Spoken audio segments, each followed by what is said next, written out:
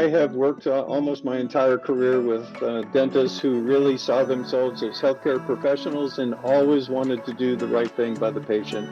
And so sometimes there's tough decisions that have to be made there, and compromises, of course, but not in the restoration, just in their desires. Absolutely. Let me back up a minute. So when you, just for housekeeping, so when you warm an adhesive, I've never asked anybody this question, but you're the guy. How long do you leave that unit dose adhesive on Yes. in the heater?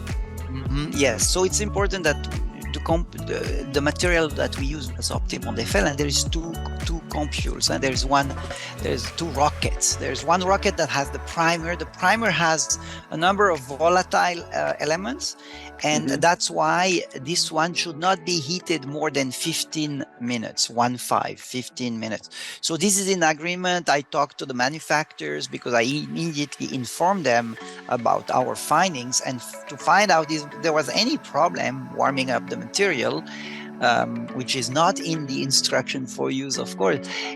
But they said yes, the primer no more than 15 minutes should be okay, but the adhesive is less important because the adhesive doesn't have those volatile components, so it can be warmed up more than 15 minutes. But if you take both rockets, you place them at 68 degrees Fahrenheit, which is 155, I think, the red flashing light for 15 minutes. That's what we tested, and that we found an increase in the bone strength of this specific adhesive, of about 20%, at least.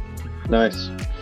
And well, that's good to know, because I talked to different people, different friends of mine in adhesive dentistry, and they'd never even heard about warming adhesives.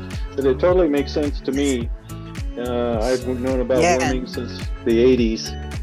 Yes, our article was published in the Journal of Prosthetic Dentistry, I would say a year or two ago, so it's pretty recent.